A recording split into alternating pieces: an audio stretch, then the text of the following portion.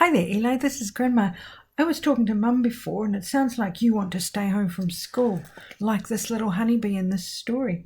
If you want Mummy to read it, you can turn off the sound and she can read along. It also might be a good book for you to read to Emily in a couple of years when she goes to school. How about that?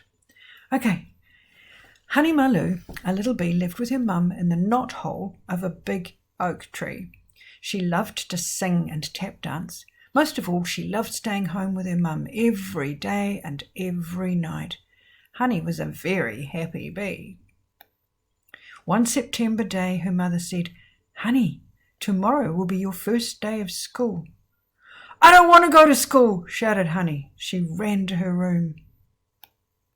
Mum came in and sat on the bed.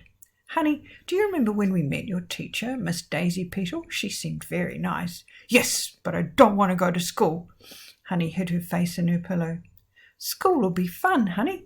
Your friends Binky Bug and Tooty Beetle will be in your class too." The next morning, Honey's mum helped the little bee pick out a pink dress and hair bow for her first day of school.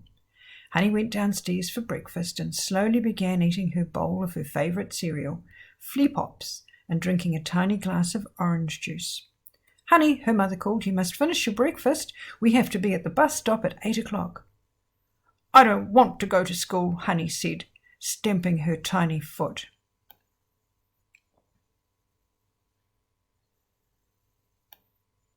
"Honey, you will love school," Mum said. "I love you better," answered Honey. Mum stopped and gave Honey a big hug.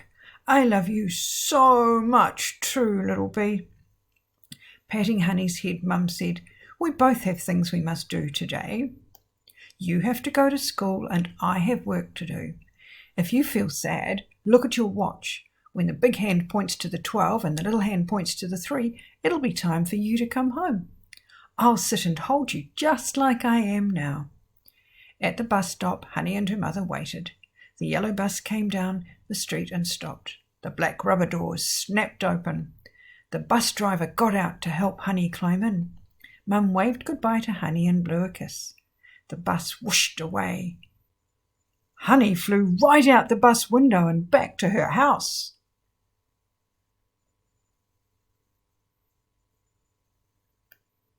The kitchen window was open. She hopped from the kitchen counter onto the window shade and rolled herself up in it. Honey whispered to herself, "Yikes! It's dark in here, but it's a good hiding place. No one will be able to see me." She waited and waited. Suddenly, Honey felt like she was going to sneeze. "Achoo!" Honey rolled out of the window shade and fell into the kitchen sink. Honey's mum was wiping the kitchen counter and saw the little bee. "Honey!" cried Mum, "what are you doing there?" She scooped Honey into her arms and hugged her little bee. "I know you want to be with me, but you must go to school, Honey." "I just want to stay home," sobbed Honey as she wrapped her feelers round her mother's neck. "Honey," said Mum, wiping away her daughter's tears, "you're not a baby bee anymore. You're a big girl bee, and big girl bees go to school." "Okay," agreed Honey, nodding her head. A tear rolled down her face. "I'm tucking your favourite stuffed flower in your backpack," said Mum. "That way you can hug and squeeze the flower whenever you miss me." Honey nodded her head. "Yes, I have to drive you back to school now, Honey." Honey made a face, but she went with her mum back to school. On the second day of school, Honey tried again to fly out the school bus window. The bus driver had to stop the bus and tell her to sit down. Miss Petal, Honey's teacher, called Honey's mum to tell her what happened. When Honey came home from school that afternoon, Mum said, "Honey, you must not fly out the bus window. You can get badly hurt. You have to obey the safety rules." Mum pulled a yellow handkerchief from her pocket and sprayed it with her honeysuckle perfume. She tucked the handkerchief into Honey's backpack next to the stuffed flower. The next day at school, Honey sat in the classroom with arms folded and her head on the desk.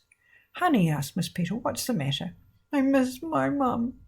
I know, honey, but now it's time to draw. Would you please get the big box of crayons from my desk? I want to go home right now, said Honey, sticking out her lower lip. Unless you're sick, said Miss Petal, you must stay in school all day.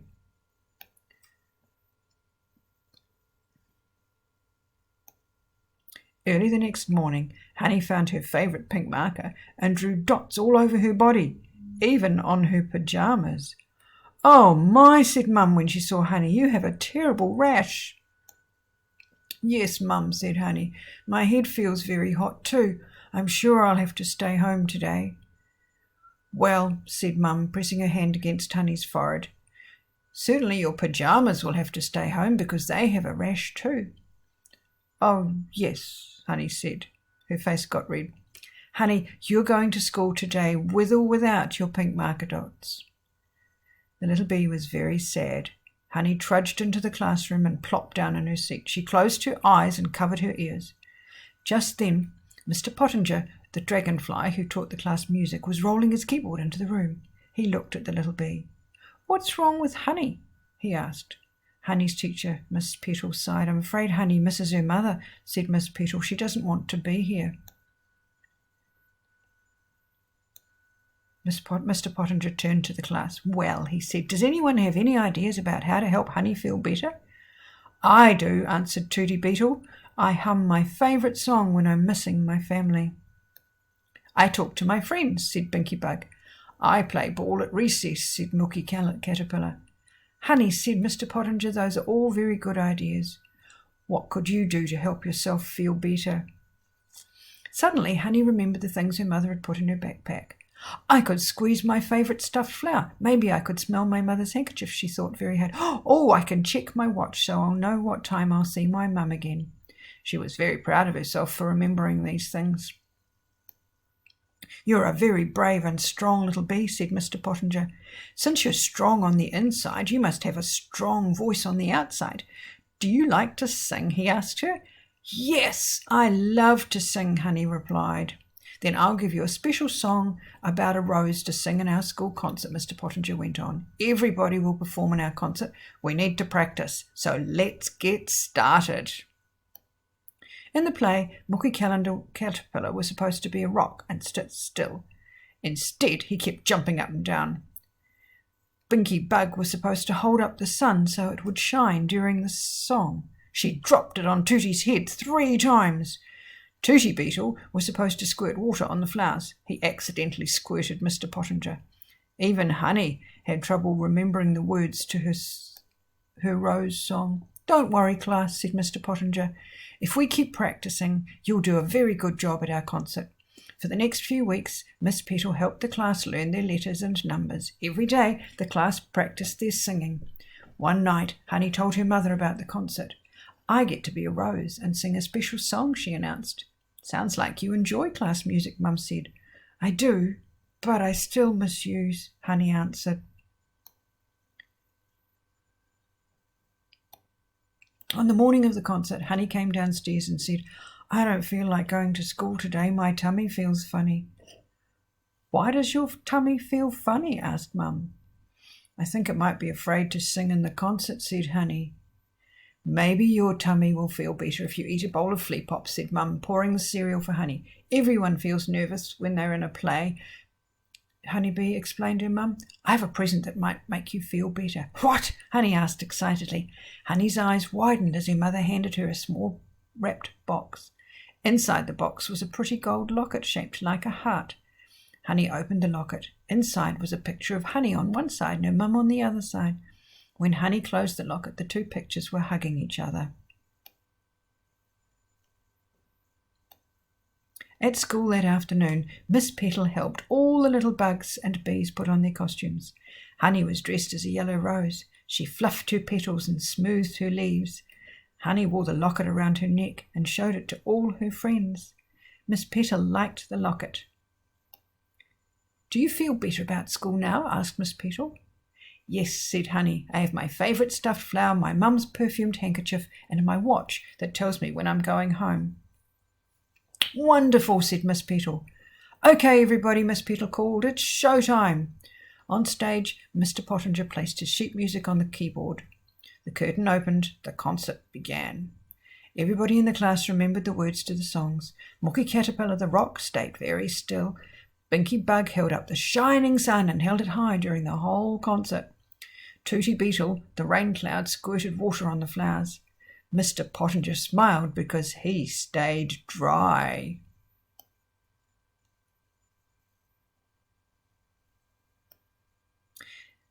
Then Honey stepped up to the microphone to sing her special song. Her voice was loud and strong. Everyone clapped when the song was over. Honey heard Mum call out, "Bravo, Honeybee!" and Honey bowed. When the concert ended and the curtain closed, the little bees and bugs hurried into the auditorium to greet their parents. Everyone told them the concert was wonderful. Honey kissed and hugged her mother. "Mum, I love school," she said, and buzzed back to class.